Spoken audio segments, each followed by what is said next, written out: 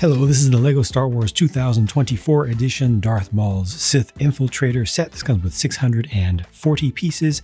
I paid $70 US for it, 70, and built it live over on my Twitch channel. Comes with 4 minifigures, including the first of its kind ever official Saw Gerrera figure as the bonus one for the 25th anniversary of Star Wars, but we're going to spend most of the time in the video looking at the main thing you're paying for here. From some angles, this looks really good to me, with really nice color blocking on it, I'd say. From other angles, it's definitely off. The size of it, I think, it's one of the smaller ones that they've done. Definitely the smallest one that they've done in some years. I think the first one might have been around this size, but I'm perfectly fine with the size, and the build was pretty good. It has some parts of it that feel advanced enough for something that's designed to be a play set for kids. You know, it doesn't feel like a juniors kind of set. It definitely has some parts where you feel like, oh yeah, this is some modern Lego. No stickers used in this, thankfully, and a nice print for the top that works out pretty well. Uses some fairly recent pieces, and when it's on the ground like this, it is leaning forward. Let me show you down low again. You see, you got that forward rake. You can take some of that out by making these forward gear, which are partially retractable, more vertical like that, but there's still a little bit of rake, which I don't mind, but I just very much prefer the look of the front legs kind of being forward like that. You know, it looks more correct, but you can just fold these up like that for flight. And then of course the winglets can fold out. I don't know what the correct amount is. I think probably that one. You can go one in from that, or you can go right about there.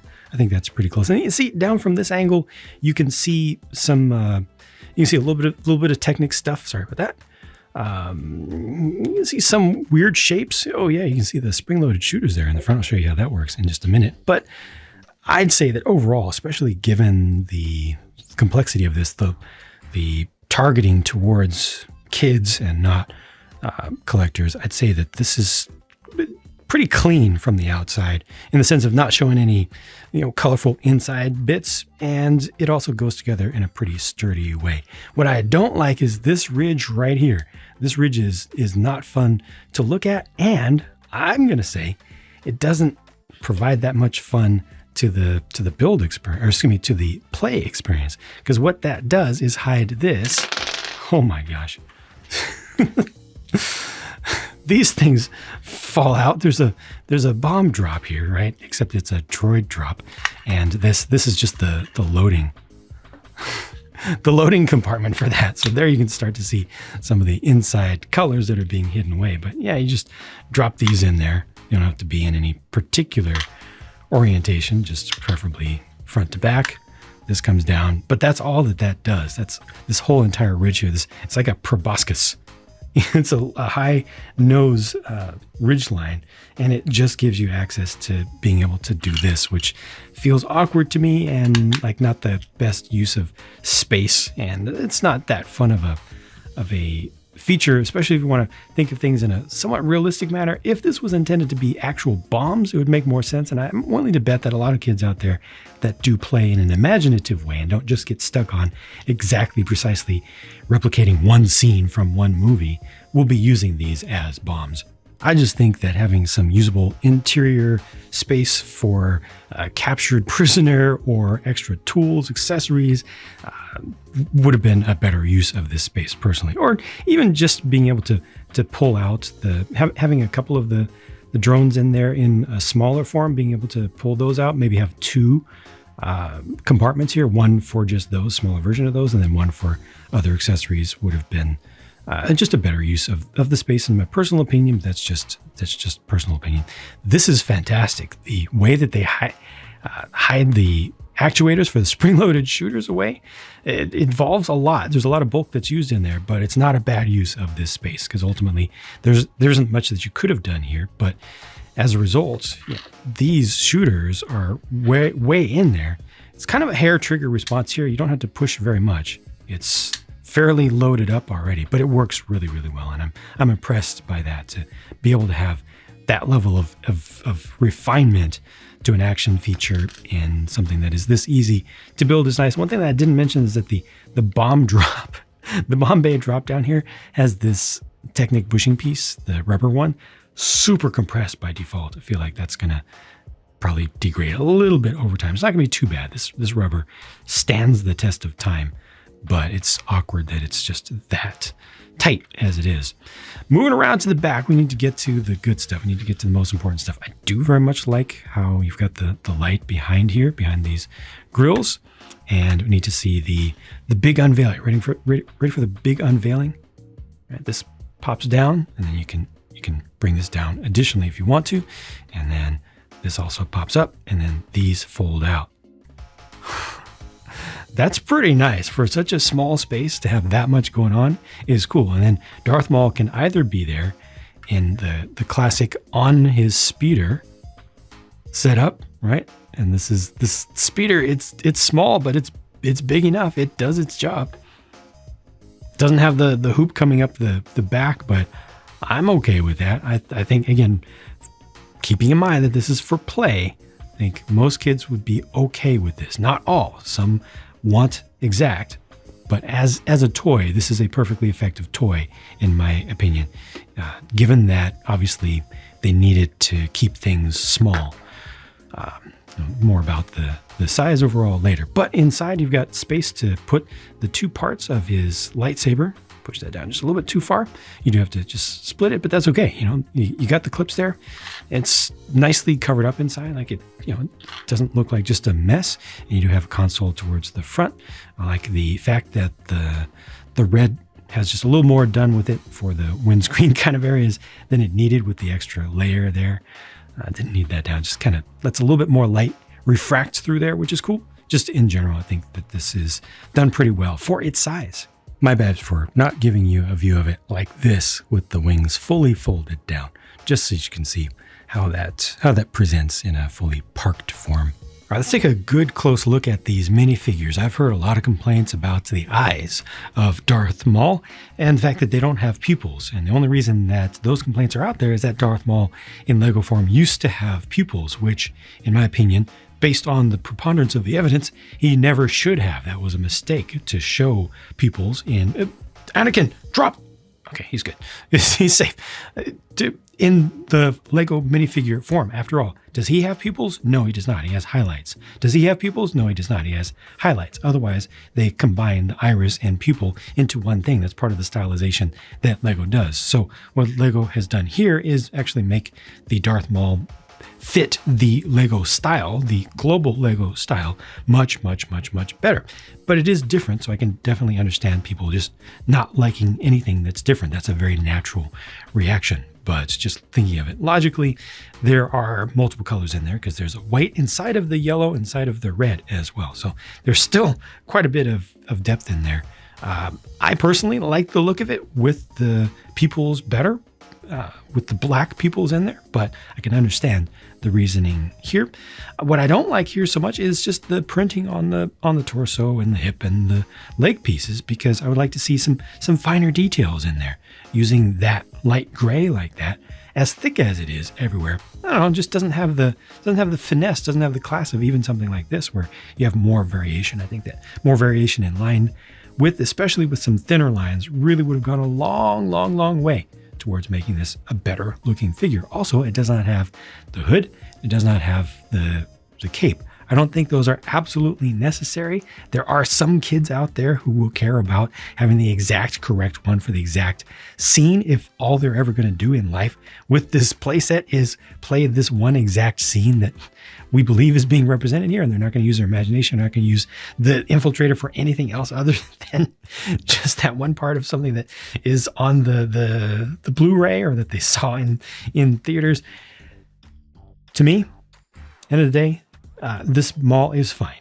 I very much would have liked to get also a hood and cape, but leaving it out is not an egregious loss. This is a perfectly fine figure right here. This is nicely produced. Well done. Let's see how this gets framed up there. Yeah, has some life in its eyes, has some variety there. It just looks good. The Qui-Gon, first impression, looks good to me as well. It's got the right hairpiece.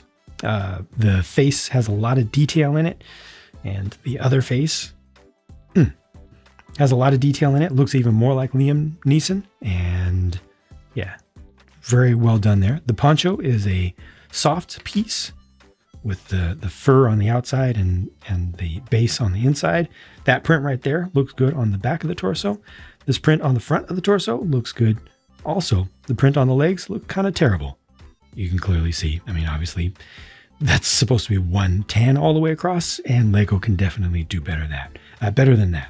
Also, even the print for the skin tone for the neck is poor, but there's not that much of it, and it doesn't make that big of a difference in this case, but this really indicates the poor quality, just subpar quality that even knockoff manufacturers can easily surpass these days. So the thing out of all of these that I like the least is just right down there. What I like the most out of all these, probably the Zabrak headpiece.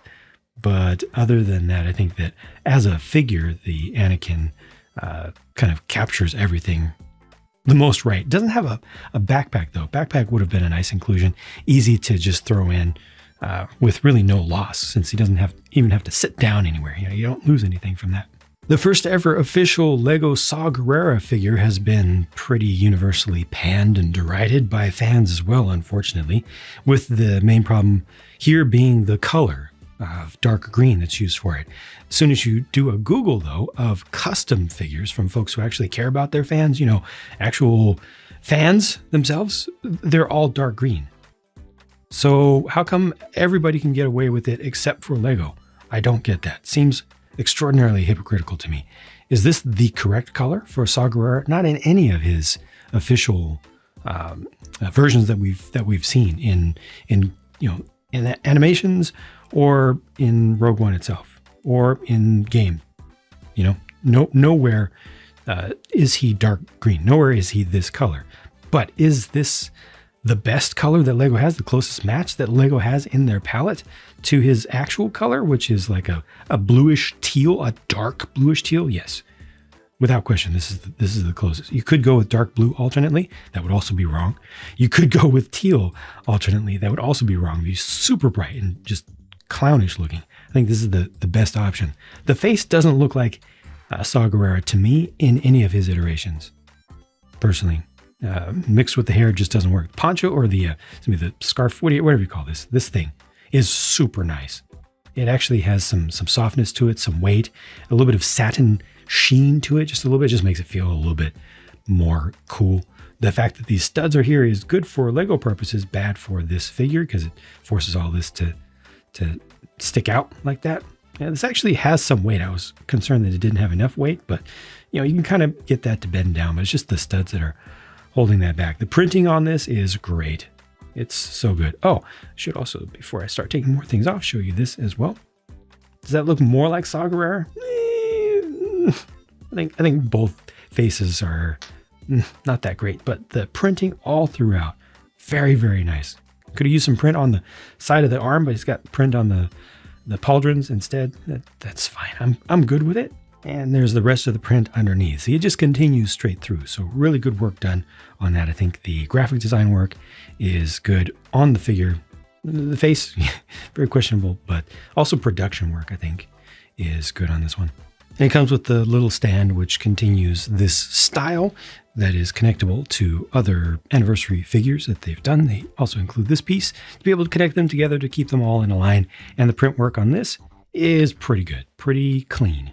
These are leftover pieces, including one intentionally added extra bolt for the spring-loaded shooter. So again, I paid $70 US. That's the retail price. It's 70 euros as a starting point, 60 pounds UK or $90 Canadian for the 640 pieces, again, with the 4 minifigures. I would like to see this fair pricing. I would like to see it more like 55 to 60. And I think I can be comfortable with this, given how much is here, not just on the outside, not just the size of it, but the density and how many things are in it, how well it's built and everything. I think I can be okay with it at 60. We're not too far off, but I am being realistic just about how things are priced these days, especially stuff from Star Wars or any franchise that sells well. And that's not based on the licensing cost. That's based on what they think they can get for it, which is how they're able to be a super profitable company by making sound business decisions and taking advantage of how much us fans are willing to pay for something. If we don't pay a given price, then they have to respond to that, but they cannot force us to buy stuff. Overall, I think the quality of this thing here is pretty good. It's got my issues with this. I would not have gone with that personally, but otherwise not too bad. Printing here, terrible. Pretty cool figure. Nice to get that as an official character as well. Many people have done customs that are dark green. Too bad about the face not quite hitting the mark. But yeah, the biggest problem with this is the price, which is high, but again, probably not too far out of the realm of reasonability today, unfortunately. And in this day and age when things are just really expensive, again, just being real about that. I would like it to be just a bit, maybe 15 to 20% off is about in the range.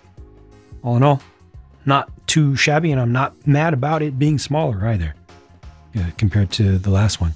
Shrinking things down to keep the price down is good, but that's it.